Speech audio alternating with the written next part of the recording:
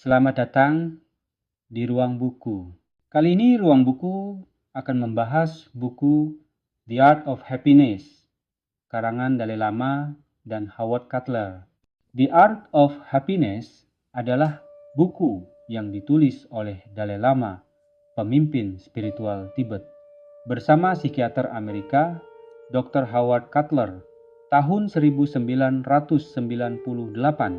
Buku ini menggabungkan kebijaksanaan spiritual Dalai Lama, ajaran Buddha tentang kebahagiaan dengan perspektif psikologi Barat, menawarkan panduan praktis untuk mencapai kebahagiaan sejati dalam kehidupan sehari-hari.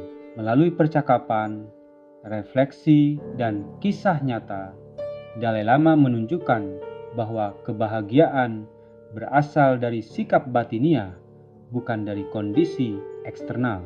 Kunci utamanya adalah mengembangkan belas kasih, empati, dan kesadaran penuh atau mindfulness. Buku ini sudah diterjemahkan ke lebih dari 50 bahasa di dunia, termasuk bahasa Indonesia dengan judul Seni Hidup Bahagia. Oke, kita langsung saja masuk ke pembahasan singkat tiap bab dalam buku ini. Pada bab pertama, tentang hak asasi untuk bahagia, buku ini menjelaskan bahwa semua manusia tidak memandang latar belakang etnis, agama, budaya, dan status sosial mendambakan kebahagiaan. Kemudian, setiap manusia memiliki hak alami untuk bahagia, sebagaimana kita membutuhkan udara untuk bernapas, kita juga secara naluriah mendambakan kebahagiaan. Lalu, bahwa kebahagiaan bukanlah sesuatu yang datang begitu saja. Pikiran pun bisa dilatih dengan refleksi batin dan mengendalikan emosi untuk menjadi damai dan bahagia. Pada bab sumber kebahagiaan sejati, dijelaskan bahwa faktor eksternal punya batas. Kebahagiaan sejati bersumber dari dalam diri, bukan dari faktor eksternal seperti kekayaan, status, atau kesuksesan. Dan latihan pikiran seperti belas kasih dan syukur menghasilkan kedamaian batin, karena kebahagiaan sejati lahir dari kondisi batin yang tenang dan seimbang. Pada bab ketiga tentang keseimbangan emosi, menekankan pada pengendalian emosi negatif seperti marah, iri, dan takut. Bukan berarti tidak ada masalah, tetapi kemampuan untuk mengelola emosi negatif akan memperluas sudut pandang kita melihat sebuah masalah. Lalu, disarankan melatih sikap mental positif seperti harapan, sabar, dan cinta kasih. Langkah pertama dengan menyadari saat pikiran negatif muncul tanpa langsung bereaksi. Pada bab selanjutnya, dijelaskan terkait penderitaan adalah bagian hidup. Semua orang mengalami penderitaan, karena penderitaan adalah bagian alami dari kehidupan manusia. Maka dibutuhkan mengubah cara pandang terhadap penderitaan untuk bisa mengubah dampaknya. Dengan penerimaan, kita menjadi lebih tenang dan mulai bertanya apa yang bisa saya pelajari. Bab mengubah kesulitan menjadi pertumbuhan dijelaskan bahwa tantangan dan kesulitan bukan hanya sumber penderitaan, tapi juga peluang untuk memperkuat batin dan membentuk kebahagiaan sejati. Ketika kita menerima penderitaan dengan sikap bijaksana, bukan melawannya atau menolaknya, justru akan muncul pelajaran spiritual yang mendalam. Bab selanjutnya terkait kekayaan hubungan. Hubungan antar manusia adalah salah satu sumber utama kebahagiaan sejati, karena kebahagiaan yang tahan lama datang dari koneksi yang tulus dengan orang lain. Sementara hubungan yang kuat dan membahagiakan tidak dibangun dari materi atau status, tetapi dari kualitas batin seperti empati, kemampuan mendengarkan, dan kejujuran. Pada bab belas kasih adalah jalan, disebutkan bahwa belas kasih atau compassion bukanlah tanda kelemahan seperti yang sering disalahpahami, tetapi justru merupakan kekuatan batin yang luar biasa, baik secara emosional, moral, maupun spiritual.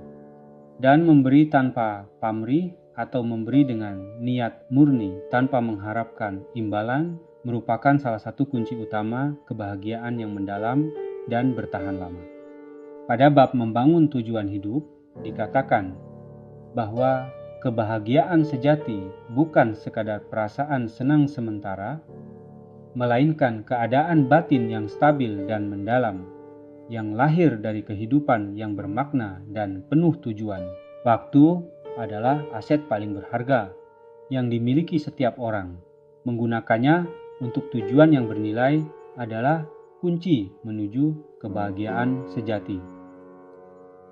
Jalan spiritualitas adalah bab terakhir dalam buku ini. Praktik spiritual, meskipun tidak selalu bersifat religius, dapat memperkuat rasa damai dan kebahagiaan batin. Meditasi, kesadaran penuh atau mindfulness, dan niat baik atau good intention adalah fondasi penting untuk mencapai kebahagiaan yang sejati dan berkelanjutan. Beberapa contoh penerapan dalam hidup sehari-hari. Hari ini, saya tidak akan menyakiti siapapun. Saya akan membantu sesama. Saya akan menjadikan hari ini bermanfaat, luangkan waktu 10 menit setiap hari untuk merenung dengan tenang, fokus pada nafas, emosi yang muncul, dan pikiran negatif yang ingin diubah. Saat bertemu orang lain baik kenal maupun tidak, latih diri untuk merespon dengan empati, kesabaran, dan senyum. Akhiri hari dengan mengingat 3 hal positif yang terjadi hari itu. Luangkan waktu untuk benar-benar mendengarkan orang lain tanpa menghakimi. Pesan utama dari buku ini adalah kebahagiaan bukanlah takdir, melainkan hasil dari cara kita memandang dunia, merespon tantangan, dan membina koneksi dengan sesama. Beberapa kelebihan dari buku ini ditulis dengan bahasa yang mudah dipahami, menggabungkan cerita pribadi Dalai Lama, studi kasus psikologis, dan latihan refleksi. Kritikan-kritikan terhadap buku The Art of Happiness. Gaya penulisan yang terlalu sederhana dan terlalu umum, kurang mendalam dari segi psikologi atau filsafat barat, spiritualitas yang terlalu terkait dengan Buddhisme. Buku ini cocok untuk pembaca yang ingin memahami kebahagiaan dari sudut pandang spiritual sekaligus ilmiah, terutama mereka yang menghadapi stres atau pencarian makna hidup. Berikut beberapa kutipan inspiratif dalam buku ini. Kebahagiaan bukan bawaan lahir.